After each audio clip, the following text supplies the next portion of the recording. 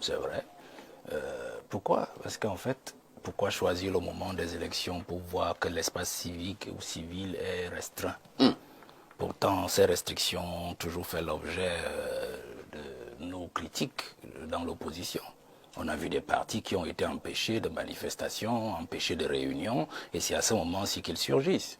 Ça, c'est la première chose. La deuxième chose, c'est de savoir que, mais comme c'est une chambre de l'ONU qui est en charge des droits de l'homme, mais on a aussi vu une convention qui a été signée récemment par l'État et les Nations Unies pour ces élections. On s'est posé des questions sur le contenu de cette convention, sur l'opportunité de cette convention, et on s'est dit, mais qu'est-ce que l'ONU vient chercher à cette élection? On a rarement vu, je ne me souviens pas, je parle sur le contrôle de ceux qui sont en politique avant moi, une convention entre l'ONU et le Cameroun à la veille d'une élection au Cameroun. Bon, alors moi je me pose des questions, je pose toutes ces questions pour qu'on essaye d'entrer dans le fond du sujet, pour se dire en fait que pour moi, c'est une simple mascarade et des complicités qui sont établies entre le pouvoir en place et les Nations Unies afin de légitimer et de valider sur le plan international la mascarade qui s'apprête pour octobre prochain. Une mascarade et l'ONU est si critique? Ben, quand je dis mascarade, on a bien vu ce qui s'est passé à l'ECAM, on a vu ce qui s'est passé devant le Conseil constitutionnel. Pourquoi est-ce que cette Chambre des Nations Unies pour les droits de l'homme n'est pas intervenue? Elle n'est pas intervenue. Pourtant, là aussi, il y a eu des graves atteintes aux droits. La participation à une élection est un droit, surtout quand un dossier est clair, quand un dossier a été bien monté et qu'il ne souffre de rien du tout. On a vu ces falsifications qui ont été faites par le ministère sur son propre site, afin d'invalider une candidature. Pourquoi est-ce que ces Nations Unies ne sont pas intervenues pour dire non, allô? Non, ils ne sont pas intervenus. Alors vous voyez que, et quand ils disent que les restrictions, mais les restrictions, pourquoi est-ce qu'ils ne soutiennent pas ces gens-là qui font justement l'objet des restrictions depuis des années? Donc voilà là, les questions que moi je me pose. Vous dire en fait que c'est une mascarade et qu'on voudrait peut-être nous faire croire que l'ONU est du côté de l'opposition en septembre 2025, la veille des élections, et que lorsqu'il faudra valider la mascarade du 12 octobre prochain, qu'on dise effectivement que l'ONU était du côté de l'opposition et que malgré cela, peut-être que le pouvoir en place a réussi quand même à faire passer son pion. Merci Valère Bessala, même si le mot mascarade peut faire l'objet de beaucoup de débats. On passe la parole au politologue Owen Ngimi. Professeur, l'ONU s'insurge et condamne les exclusions de certains leaders au Cameroun de cette présidentielle. L'ONU pense qu'il y a des problèmes au niveau des restrictions des droits civiques au Cameroun. Votre regard? Bon, l'ONU s'est exprimée. On se demande sur quelle base. Peut-être n'a-t-elle pas suffisamment connaissance du cadre normatif et institutionnel de l'élection présidentielle au Cameroun.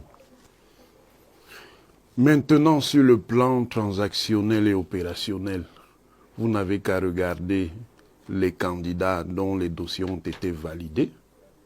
Ils n'ont pas été validés sur la base de l'arbitraire, ils ont été validés parce que ces dossiers ont été montés.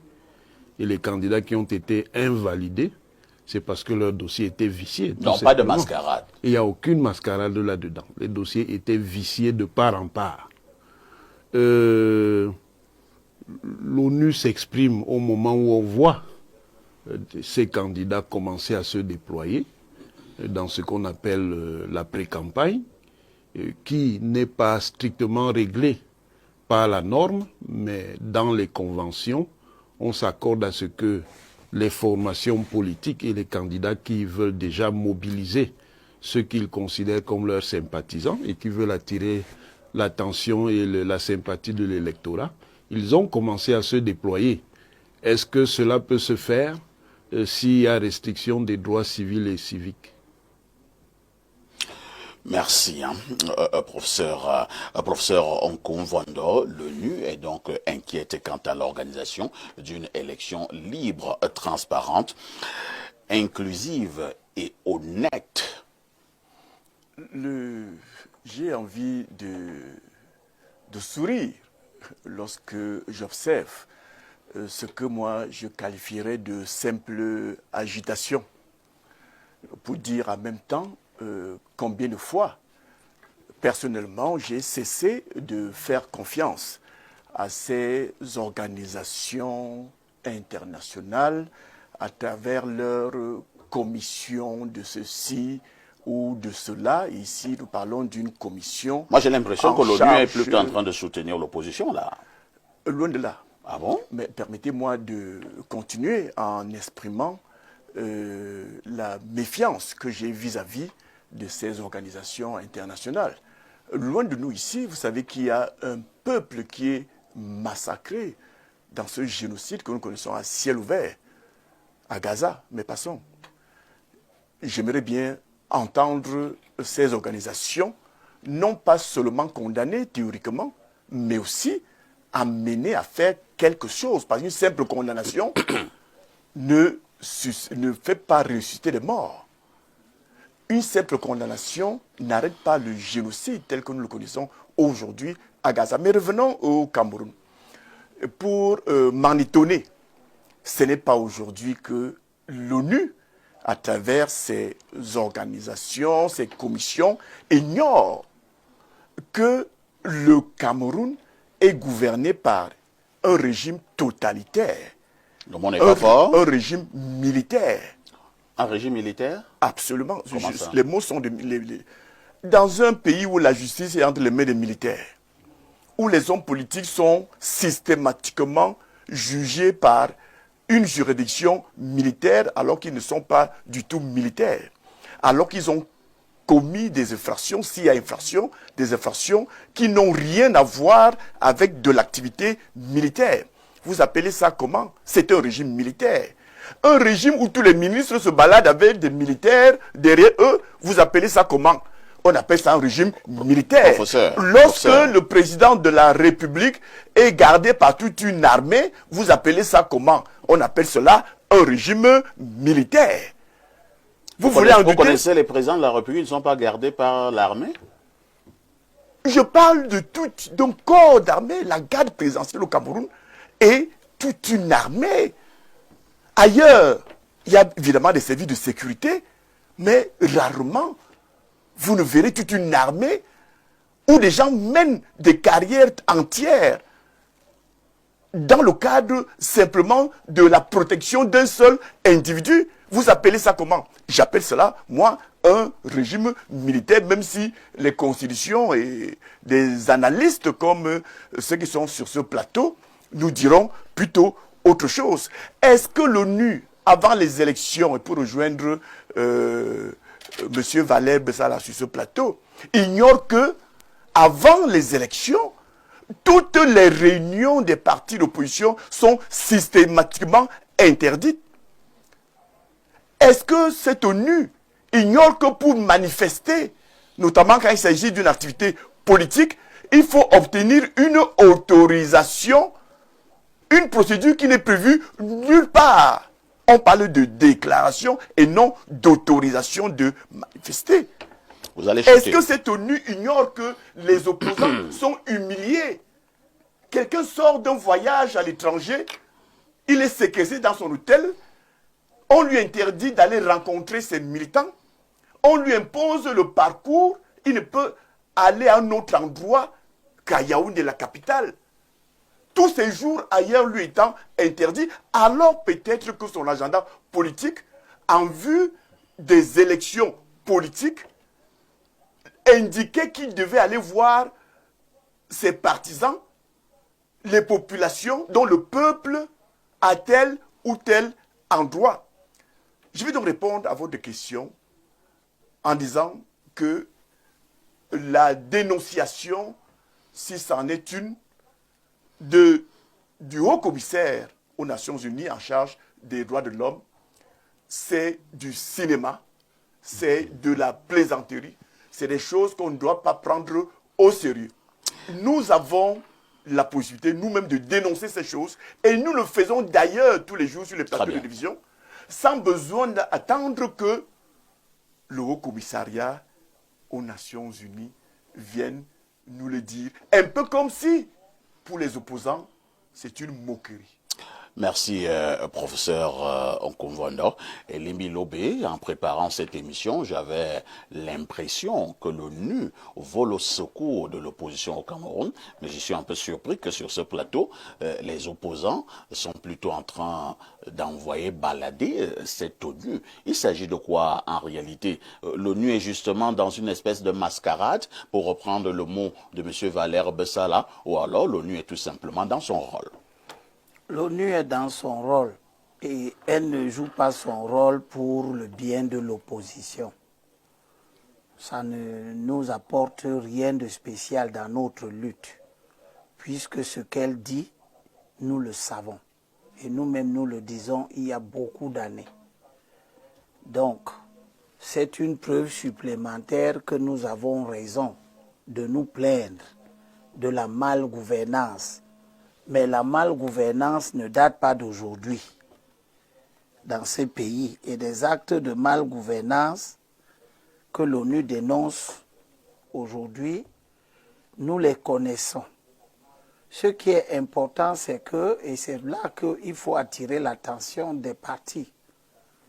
Je demande à l'ONU, dans son regard vis-à-vis de nos pays, pour ne pas être dans une logique impérialiste du 2 poids 2 mesures, de dénoncer les actes d'atteinte aux droits de l'homme lorsqu'elles se font aussi en France, avec les gilets jaunes. Nous avons vu ce que le gouvernement français dit démocratique, qui donne des leçons à toute la planète, a eu à faire, et d'autres essais. Donc l'ONU doit être vraiment impartiale, comme dit le professeur Nkonvondo. La question du conflit israélo-palestinien est une question essentielle dans l'humanité aujourd'hui. On aurait souhaité voir l'ONU qui certes prend des positions contre l'État d'Israël, mais les prendre de façon beaucoup plus ferme et beaucoup plus marquée. Il y a beaucoup de résolutions du Conseil de sécurité et des résolutions de l'Assemblée générale des Nations unies qui ont déjà condamné l'État d'Israël. Mais l'État d'Israël, qui est embarqué par un certain nombre d'acteurs politiques juifs et israéliens dans des comportements génocidaires, n'écoute personne et s'entête. Pour le Cameroun, tant pis pour ceux des opposants qui vont vouloir faire des propos de l'ONU un fonds de commerce politique. Je leur demande de ne pas tomber dans ce piège. Parce que ceux que je vois en train de vouloir instrumentaliser ce que l'ONU vient de dire, c'est ceux qui étaient au gouvernement en train de soutenir le régime que l'ONU condamne. Ce n'est pas aujourd'hui que on interdit les manifestations.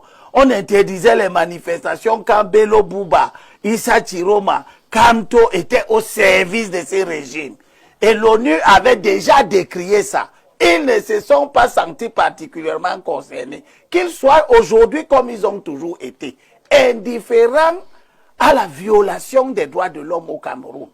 Donc ce sont des acteurs politiques qui ne sont pas face à de la nouveauté. Ils sont au service. Ils ont servi une cause.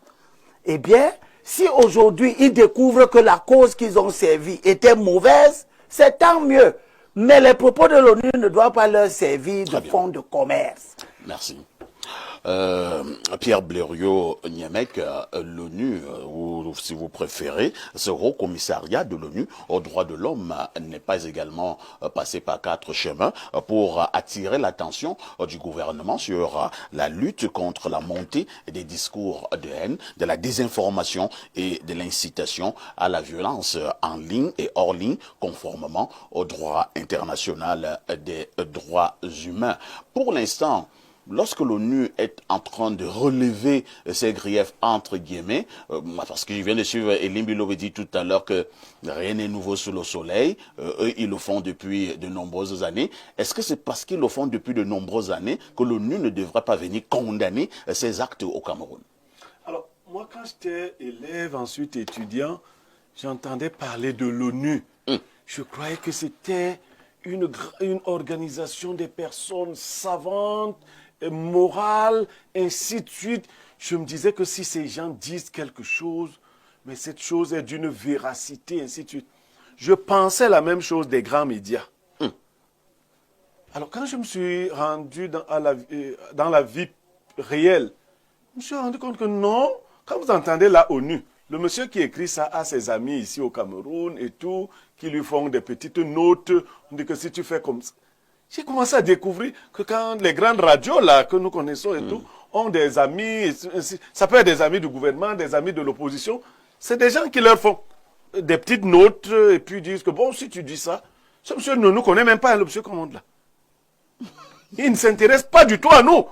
C'est-à-dire c'est des petits pays comme ça, comme nous, mais pour renflouer leur gibecière. Ils parlent de nous, comme ça. Des fois, l'ONU dit des choses qui n'existent pas. D'autres fois, elle dit de très bonnes choses, mais je veux dire, ce n'est pas par souci pour nous. Non, non. L'ONU, c'est une organisation des grands qui, de temps en temps, parle des affaires des petits, mais qui organise des affaires des grands. L'élection au Cameroun a besoin d'un climat particulier. Nous n'avons pas réussi à atteindre ce qu'il fallait atteindre. Parfois ici. De mon point de vue, et ça va choquer, j'ai dit ça depuis longtemps, Paul Biya nous a eus. À quel niveau? Oui, il nous a eus. Pouvons-nous dire, à la main sur le cœur, qu'on aura finalement une coalition pour cette élection du 12 octobre? Je voudrais d'abord remarquer que, selon ce qui a été fait comme analyse, l'élection présidentielle n'est pas une élection de parti politique. C'est une élection d'individus, de candidats. Et là, je suis d'accord avec un analyste qui parlait des qualités du candidat, intégrité et tout ce qu'il a cité. Vous voyez? Alors, qu'on dise que l'univers ne pèse pas, c'est pas ça le débat. C'est le candidat qui intéresse le peuple camerounais à l'élection présidentielle. Alors, c'est pour ça que moi j'ai accepté votre thème. Non pas pour venir brouiller le message de ceux qui sont en scène pour l'élection présidentielle, parce que j'estime que c'est malsain. J'estime que c'est malsain. Si nous voulons vraiment le changement, que ce soit ceux du parti au pouvoir, que ce soit qui ne l'avouent pas, que ce soit ceux de l'opposition, nous devons laisser ces gens. Vraiment des noms d'oiseaux que j'ai entendus sur tout ça, vraiment, c'est pas sérieux. J'estime, excusez-moi le terme, c'est pas sérieux. J'estime qu'un minimum de caractère républicain et de santé psychologique voudrait que nous laissions ces gens travailler. Je crois que nous voulons le changement. Si nous voulons. Alors, si je continue dans celui des candidats, sur cette coalition, votre thème c'est que peu l'improbable. C'est pour ça que la deuxième raison que j'ai encore accepté votre thème, pour laquelle l'improbable, ça veut dire que vous n'avez pas dit qu'il y a déjà une coalition ou bien qu'il y a des négociations. Probable veut dire que peut-être qu'il y en aurait. Tout à fait. Mais au cas où elle arrive, est-ce que cela est possible? Ou est-ce qu'on peut y arriver? C'est pour ça que moi j'ai accepté ce thème. Donc, je crois que nous sommes dans une logique où nous voulons le changement et il y a des individualités. Maintenant, j'ai suivi aussi un réquisitoire promo pour un candidat à Kérémouna. Je voudrais quand même, quand je faisais la petite histoire des candidats, je me suis abstenu d'entrer en profondeur sur le candidat à Kéré parce que j'aime toujours dire, dans ma petite expérience professionnelle, ce n'est pas parce qu'on ne dit pas des choses sur vous qu'on n'en sait rien. Donc de dire que quelqu'un est propre, qu'il est ci, et que c'est les autres qui sont ci, qui sont ça, et dire que parmi les quatre, il est le... Non, faites attention. Je pense même que si on sortait peut-être ce que le peuple ne connaît pas sur lui, peut-être qu'on regardait les trois autres comme des anges. Donc, je ne voudrais pas... Non, permettez à Bessala Diallo. Allez-y, Valérie. Tu ne vas pas te rendre coupable de l'information d'information. Vous n'avez pas la parole. Si tu sais des choses sur Akere, mets-les sur la table. Tu les caches pourquoi? Toi, tu sais des choses. Donc, tu es prêt à ce que le peuple camerounais aille dans l'erreur. Si tu sais des choses sur Akere, on vous a compris. Allez-y, Valère Bessala. Allez-y, Valère. Donc, je suis dans la logique. Je suis dans la logique, puisque le peuple a adoubé l'évêque de Yagua, qui disait que même si c'est le diable, on prend d'abord Qui t'a dit que le peuple Donc, a approuvé si le nous sommes peuple dans a- cette logique, il faut que l'on comprenne qu'on laisse les candidats travailler. L'idée de coalition ou de candidat consensuel est une idée simple. Ils travaillent tous, ils engagent leur campagne, je crois le 27 ou le 28 septembre, ils ont 15 jours, 3 ou 4 jours avant l'élection, peut-être d'autres vont accepter de reculer, et puis fusionner avec d'autres. Et là, on aura peut-être notre coalition, on aura peut-être notre candidat consensuel, ou un ou deux candidats consensuels. Ce qui est le plus important, c'est qu'on les laisse travailler et qu'on ne brouille pas le message. Ça, c'est la deuxième chose. La troisième chose, monsieur Aïssi, Et oui, je suis c'est très d'accord. que lorsque j'ai fait la petite historique, Oui. je voulais en fait au fond, et là je continue dans cette logique pour dire que les candidats de la table, parce que je préfère, vous m'avez résumé parfaitement, les candidats de la table, pour dire qu'en fait, au-delà de leur âge que j'ai évoqué, pour dire que la jeunesse était écartée, mais il y a que candidat de la table n'est pas toujours péjoratif.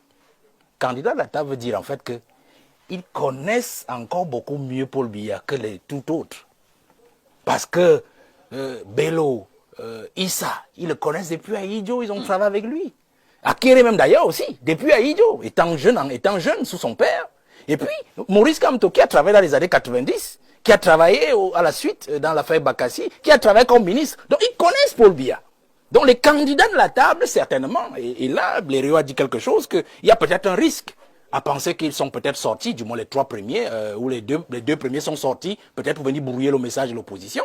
Peut-être aussi, accordons-leur ce bénéfice du doute, et moi je reste dans le bénéfice du doute, puisque nous sommes dans cette logique, ils sont sortis peut-être parce qu'ils connaissent ce monsieur mieux que nous tous, et ils sont peut-être les plus à même à dire aux autres de l'opposition, touchons par là. Vous comprenez? La dernière chose que je veux dire, je sors par là, Oui. c'est que moi par contre, c'est peut-être la critique que je vais faire, et je suis désolé de le faire. J'ai comme l'impression qu'ils font vraiment leur campagne sur les essences politiques du passé. C'est-à-dire qu'ils ne tiennent pas compte des changements sur le terrain, de la modernité même de la campagne, de la modernisation même du peuple camerounais, ou de l'électeur, la modernisation de l'électeur. Moi, j'ai vu par exemple l'aîné Bello, que ce soit l'aîné Tiroma, j'ai vu, c'est vrai, ils comptent d'abord sur leur bastion politique, c'est-à-dire le Grand Nord, leurs militants, c'est vrai, ils ont vraiment une bonne population politique militante. Mais j'ai comme l'impression qu'ils partent du fait qu'étant déjà très populaires et très connus dans le septentrion, ça va peut-être faire tache d'huile dans le reste du pays, avec ce genre de choses. Alors c'est pour ça que je pensais, et quand je vous ai donné les chiffres des âges, pour vous dire qu'il aurait été mieux pour eux d'associer de nouveaux visages, des visages qui sont représentatifs de la nouvelle génération, et qui peuvent donc les aider à capter non seulement cette jeunesse du septentrion, qui peut-être aussi a des soupçons, comme beaucoup en ont sur eux, qui a des doutes, mais aussi la jeunesse et l'autre peuple des 7 autres régions, qui se posent les mêmes questions qu'eux. Parce qu'en fait, on ne peut pas évoluer avec peut-être des méthodes de 2011, je ne sais même pas s'ils étaient aux élections en 2011, ou les méthodes de 92 et 96, et penser qu'on peut encore gagner l'élection comme cela en 2025. Donc il faudrait peut-être qu'ils changent, je crois qu'ils ont encore plus d'un mois pour rattraper cette affaire-là. Ce n'est qu'un conseil, hein, c'est une critique conseil que je fais. Professeur Owonangini, je pense que Valère l'a dit d'une manière ou d'une autre tout à l'heure. Est-ce qu'il n'est pas également temps que nous nous écartions un peu de ce procédé qui voudrait que lorsqu'il y a des probables coalitions qui veulent se mettre sur pied, que sur des plateaux de télévision, nous passions le temps à saquer ces candidats et ces candidatures. Non, tel n'est pas propre. Non, tel est sale. Non, tel avait travaillé d'abord avec tel. Non, tel c'est un bandit. Tel... À cette allure, est-ce que ça ne fait justement pas seulement l'affaire du RDPC? Oui, bon... Est-ce que toute l'opposition, ou bien tous les candidats de l'opposition au Cameroun sont sales? Je ne sais pas si tous les candidats de l'opposition sont sales, mais s'il faut faire la critique, il faut faire la critique de tout le monde. Pourquoi vous voudrez critiquer le candidat Paul Biya et ne pas critiquer les autres? Pourquoi? Ce serait aussi un bien. Le fait de décortiquer les autres candidats, oui, ça vous arrange. Oui, mais il faut décortiquer dans tout le monde. Est-ce qu'Akere est propre? Est-ce que Akere est propre? Il faut voir l'actualité. Il a souvent été au cœur d'une actualité où, sans qu'on sache, il était concerné de manière directe ou indirecte par certaines affaires. C'est l'un des acteurs des affaires des avions présidentiels. Ah bon? Maintenant, quelle est la position dans laquelle il s'y trouve? Je n'en sais rien. Pourquoi il n'a pas été interpellé? Je ne suis pas juge. Je ne suis pas juge pour savoir de quoi il s'agit. Et maintenant, c'est un acteur qui a été dans la sphère du pouvoir. Ça, c'est incontestable. Et s'il a été dans la sphère du pouvoir et que vous estimez que ce pouvoir-là a des casseroles, pourquoi lui, il en serait dispensé? Je pense que le débat est ailleurs. Le débat est dans la qualité des candidats à défendre une orientation ou alors à défendre une orientation et un bilan ou alors à proposer une orientation nouvelle.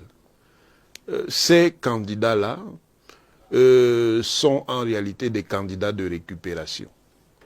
Ça veut dire qu'ils pensent, à tort ou à raison, qu'on est dans une conjoncture où ils peuvent l'emporter face au président Biya, parce que le président Biya connaîtrait, c'est ce qu'il pense, mais il se trompe, une espèce d'évaluation. Et jusqu'à présent, moi je ne vois rien de ce qu'il propose. Et sur le terrain de proposition, ils sont même en retard par rapport à d'autres candidats pour lesquels on ne met pas autant d'attention, c'est-à-dire les jeunes. Dans cette campagne, si on prend l'opposition, les jeunes sont beaucoup plus sérieux que les vieux, entre guillemets, parce qu'eux, ils font du vrai travail politique. Peut-être ils ne sont pas en position favorable en termes de capital relationnel. Peut-être ils ne sont pas en position favorable par le capital réputationnel, ils ne sont pas encore suffisamment connus. Peut-être leur capital positionnel n'est pas suffisamment important, notamment en ce qui concerne l'expérience des affaires gouvernantes, mais eux au moins proposent des idées. Il reste à savoir si ces idées sont toujours praticables. Très bien. Mais ils proposent des idées. Très bien. Donc un débat sur les coalitions ne peut pas non plus exclure une attention vis-à-vis de ces acteurs politiques. Très bien. Professeur Nkonfondo. Je voulais simplement, tourner la page de ce sujet et inviter la presse à aider le Cameroun, dans les médias. On ne peut pas, en une période de pré-campagne, donc en pleine compétition déjà électorale, focaliser l'attention de l'opinion sur des coalitions. Les candidatures sont lancées. Il faut se tourner vers le peuple. Demander à ce peuple de se mobiliser pour aller aux élections. Les coalitions font partie du jeu politique, pas professeur. encore que je vais vous le dire. Et pour reprendre ce qu'a dit tout à l'heure Valère Bessala, ce n'est forcément pas une coalition de partis politiques qui fait gagner une élection. Si nous partons du postulat selon lequel, et rejoignant ainsi Belunyemek, des partis parfois qui portent des candidats sont des micro-partis, des partis faibles. Même lorsqu'il s'agit de grands partis, on perd souvent de vue que aucun parti politique dans ce bas monde n'a jamais gagné une élection avec seulement ses militants. C'est une affaire du peuple. Et il faut demander au peuple de se mobiliser le 12 octobre pour aller faire son choix, chacun de façon individuelle. À la fin de l'opération, on va faire le décompte des voix. Et le candidat parmi les 12 qui aura reçu le plus grand nombre de suffrages sera proclamé président de la République, avec l'espoir que ce soit un candidat de l'opposition, mais pas n'importe quel diable, même s'il s'agit de voter le diable. Le mot d'ordre donc, pour nous hommes politiques qui voulons le changement, c'est dire au peuple que allez voter le 12 octobre. Et quand vous voterez, retenez ceci, ce sera tout sauf Paul Biya et le changement viendra. Puisqu'il ne s'agit pas de majorité